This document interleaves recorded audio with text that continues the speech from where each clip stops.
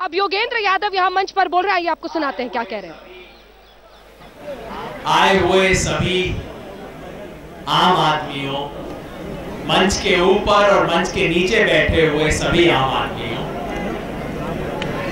आज से 1 साल और 4 महीना पहले जब हमने यही जंतर मंतर से घोषणा की थी कि अरविंद भाई, गोपाल भाई, मनीष भाई, इन लोगों का अनशन समाप्त होगा, अन्ना भी थे तब हमारे साथ, और नई पार्टी की घोषणा होगी, उस वक्त मैंने जंतर मंतर से एक बात कही थी।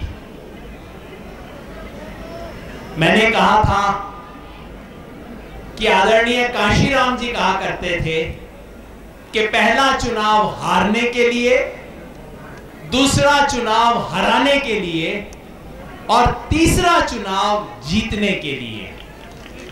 लेकिन 1 साल और 4 महीने में आपने मेरे को गलत साबित कर दिया।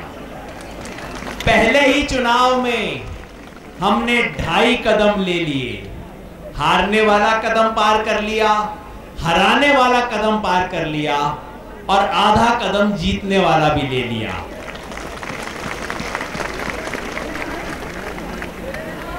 पूरे 3 कदम नहीं हुए अभी, क्योंकि संख्या की दृष्टि से आज भी हमारे पास बहुमत नहीं है।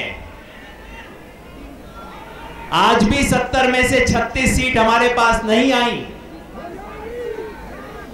चुनाव होने के 72 घंटे पहले तक हमें लग रहा था कि हमें 36 नहीं 38, 40, 45 सीट आएंगी, लेकिन आखिरी 2-3 दिन में जो हुआ वो आप सबसे छुपा हुआ नहीं है।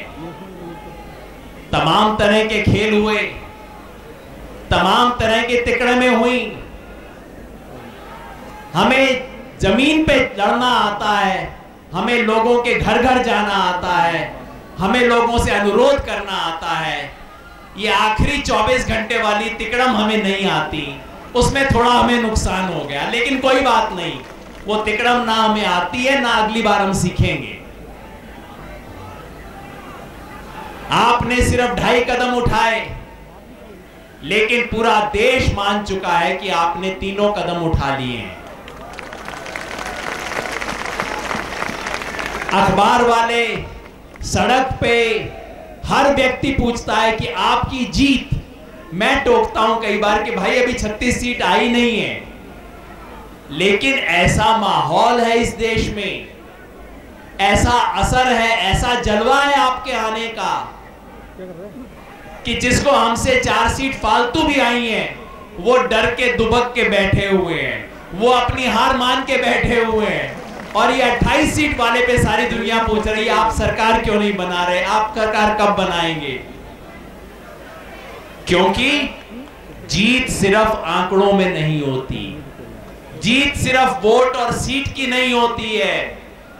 आपने, हमने, दिल्ली के आम आदमी ने एक नैतिक जीत हासिल की है। इस देश में राजनीति की जो परिभाषा बन गई थी कि राजनीति का मतलब गुंडागर्दी, राजनीति का मतलब लेन देन, सत्ता से पैसा और पैसे से सत्ता, राजनीति का मतलब 2 नंबर का काम, आपने उसको चुनौती दी है। आपने राजनीति की परिभाषा को बदल दिया है। 3 दिन पहले मेरे साथ एक अपना साथी कार्यकर्ता टोपी पहन के बैठा हुआ था, कहीं होटल में खाना खा रहे थे, बहुत देर हो गई थी हमें, तो एक सज्जन आए अपने बच्चे को लेके। वो मुझे नहीं पहचाने, सिर्फ उन्होंने टोपी देखी, मेरे साथी का हाथ पकड़ा, उसे चूम लिया और कहा आपने इस शहर को मंदिर जैसा बना दिया। ये आपकी विजय है। लोग राजनीति को मंदिर नहीं कहते थे, रोज राजनीति से डरते थे, आपने राजनीति में आस्था जमा दी है। 1 साल पहले, 1.5 साल पहले इसी मंच से बोलते हुए मैंने कहा था, कुमार भाई भी उसको कई बार हवाला देते हैं, मैंने कहा था मेरे लिए खुशी का दिन तब होगा, चुनाव में जीत हो हार हो इससे कोई फर्क नहीं पड़ता, अगर नई पीढ़ी के लोग टी शर्ट पहन के घूमे और कहे मुझे राजनीति में आस्था है। राज में नीति वापस आ जाए, आपने वो इस देश में 1 साल में कर दिया है जो 50 साल में और कोई कर नहीं पाया था। आपने इस देश में पहला चुनाव का कैंपेन किया है जिसमें एक एक पैसे चंदे का हिसाब दिया गया। देश की पहली पार्टी थी जिसने चंदे का टारगेट सेट किया और नामांकन के आखिरी दिन जब चंदा पूरा हो गया तो ये देश की पहली पार्टी थी जिसने हाथ जोड़ के कहा अब हमें और चंदा नहीं चाहिए। ये 2000 करोड़ वालों का, 1300 करोड़ वालों का पेट नहीं भरा, इस छोटी सी पार्टी का 20 करोड़ के अंदर इसने कहा बस हमें और नहीं चाहिए। और हमारे कोषाध्यक्ष बताते हैं उसमें से भी बच गया हमारे पास।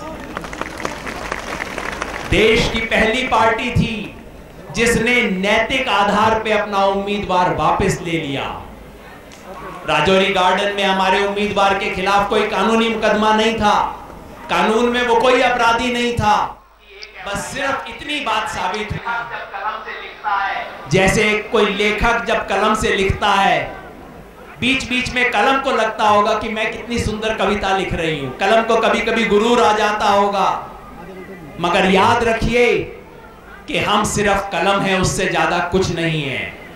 याद रखिए कि हमने दुनिया का इतिहास नहीं लिखा है, हमें कलम की तरह इस्तेमाल करके इस देश के आम आदमी ने अपना इतिहास लिखा है।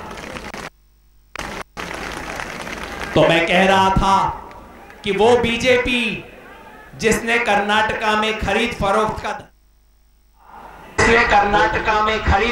का धंधा किया था, वो बीजेपी आज दिल्ली में क्या कह रही है? कुमार भाई ने जैसे कहा नहीं नहीं हम सरकार नहीं बनाएंगे, हमारे पास बहुमत नहीं है। राहुल गांधी क्या कह रहे हैं? इन आम आदमी वालों से सीखो। क्या हो गया है? आपके आने से सबके दिखने लग गए हैं, सबको धर्म याद आ गया है, सबको अच्छे बुरे की थोड़ी शर्म पैदा हो गई है। आप अभी सरकार में नहीं आए हैं, अरविंद केजरीवाल उस कुर्सी पे नहीं बैठे हैं जहां हम उन्हें बैठाना चाहते थे, लेकिन सड़क पे खड़े खड़े इन सब नेताओं के आंख में शर्म का पर्दा थोड़ा सा आ गया है। ये हुई है आपकी असली जीत। सबसे बड़ी जीत हमारी यही है, हम नियम बदलेंगे खेल के। और साथियों, मैं लंबी बात यहां नहीं कहना चाहता हूं, मैं फिर आपको दोहराऊंगा कि हमने अभी बहुत छोटा काम किया है। ये आम आदमी पार्टी